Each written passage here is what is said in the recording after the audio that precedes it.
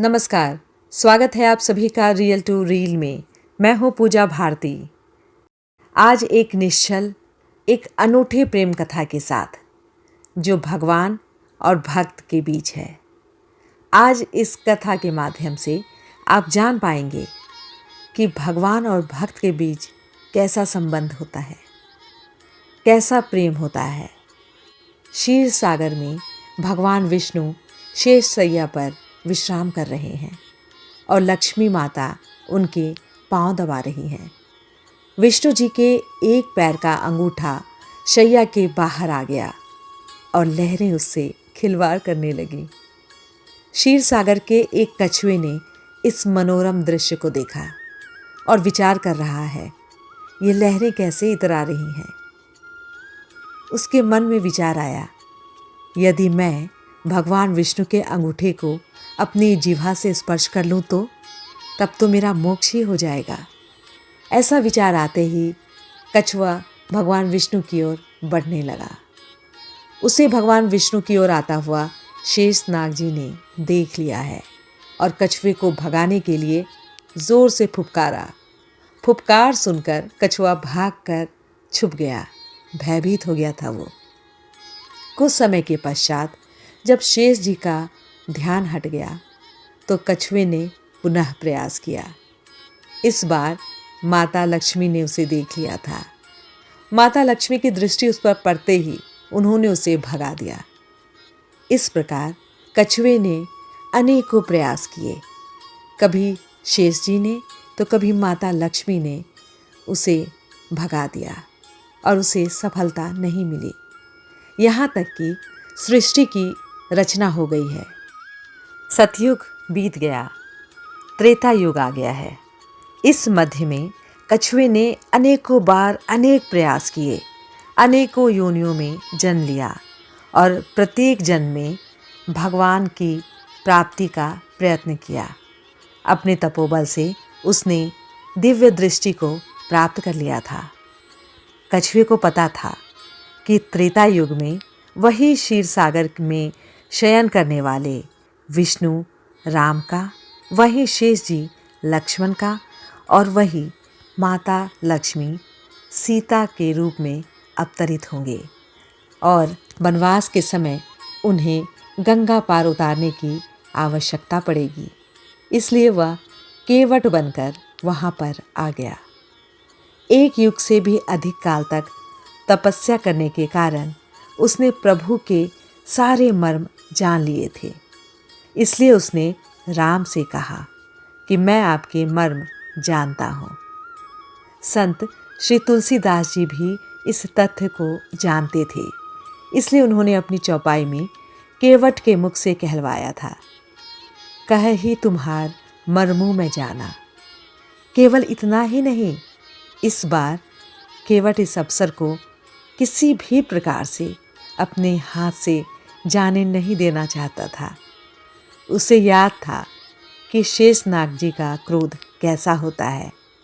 उनके फुफकार से वो कितना डर जाता है। अब की बार लक्ष्मण जी मुझ पर बाण भी चला देंगे तो भी मैं नहीं जाऊंगा। मैं अपने प्राण त्याग दूंगा, लेकिन मैं यहाँ से नहीं जाऊंगा। मुझे मर जाना स्वीकार है, लेकिन मैं इस अवसर को नहीं खोना चाहता। इसलिए विद्वान संत श्री तुलसीदास जी ने लिखा है, हे नाथ, मैं चरण कमल धोकर आप लोगों को नाव पर चढ़ा लूँगा। मैं आपसे उतराई भी नहीं लूँगा। हे राम, मुझे आपकी दुहाई और दशरथ जी की सौगंध है। मैं आपसे बिल्कुल सच कह रहा हूँ। भले ही लक्ष्मण जी मुझे तीर से मार दें, पर जब तक मैं आपके पैरों को पखार नहीं लूँगा, तब तक हे तुलसीदास के नाथ, हे कृपालु, मैं पार नहीं उतारूंगा। तुलसीदास जी आगे लिखते हैं, केवट के प्रेम से लपेटे हुए अटपटे वचन को सुनकर करुणा के धाम श्री रामचंद्र जी जानकी जी और लक्ष्मण जी की ओर देख रहे हैं और हंस रहे हैं। जैसे वो उनसे पूछ रहे हैं, कहो अब क्या करूं? उस समय तो केवल अंगूठे को स्पर्श करना चाहता था और तुम लोग उसे भगा देते थे, पर अब तो दोनों पैर मांग रहा है। केवट बहुत चतुर था। उसने अपने साथ ही साथ अपने परिवार और अपने पितरों को भी मोक्ष प्रदान करवाना चाहता था। तुलसीदास जी लिखते हैं, चरणों को धोकर पूरे परिवार सहित उस चरणामृत का पान करके, उसी जल से पितरों का तर्पण करके अपने पितरों को भव सागर से पार कर फिर आनंद पूर्वक प्रभु श्री रामचंद्र जी को गंगा के पार ले जाऊंगा। उस समय का प्रसंग कुछ इस तरीके से है। जब भगवान के चरण को केवट धो रहे हैं तो बहुत ही प्यारा दृश्य है। भगवान का एक पैर धोकर उसे निकाल कर कठौती से बाहर रख देते हैं, और जब दूसरा पैर धोने लगते हैं तो पहला वाला पैर गीला होने के कारण मिट्टी से सन जाता है। मिट्टी से भरे हुए उस पैर को फिर से केवट जी अपने कठौते में रखते हैं और पहले वाले को ज़मीन पर रखते हैं।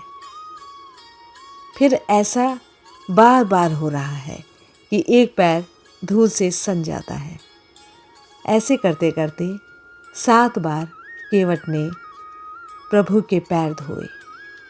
ये सब देखकर प्रभु कहते हैं कि ये तो बार बार मैला हो जा रहा है।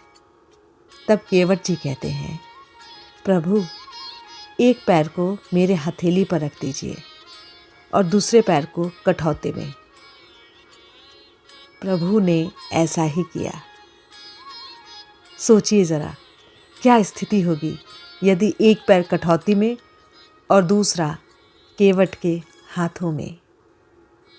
भगवान दोनों पैर पर खड़े नहीं हो पा रहे हैं।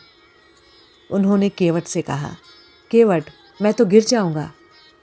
केवट बोला, चिंता क्यों करते हैं प्रभु, दोनों हाथों को मेरे सिर पर रख दीजिए। प्रभु ने ऐसा ही किया। जैसे कोई छोटा बच्चा है, जब उसकी माँ उसे स्नान कराती है तो बच्चा माँ के सिर पर हाथ रखकर खड़ा हो जाता है। भगवान भी आज वैसे ही खड़े हैं। भगवान केवट से बोले, भैया केवट, मेरे अंदर का अभिमान आज टूट गया है। केवट बोला, प्रभु क्या कह रहे हैं? भगवान बोले, सच कह रहा हूँ केवट, अभी तक मेरे अंदर अभिमान था कि मैं भक्तों को गिरने से बचाता हूँ। आज पता चला कि भक्त भी भगवान को गिरने से बचाता है। ऐसा मनोरम दृश्य, ऐसी सुंदर वाणी, वातावरण जैसे इस अनूठे निश्चल प्रेम से जगमगा रहा है। लक्ष्मण जी और माता सीते मुस्कुरा रहे थे। इस अनूठे प्रेम में लिप्त कभी भगवान को तो कभी भक्त को देख रहे थे। जय रघुनंदन, जय श्री राम।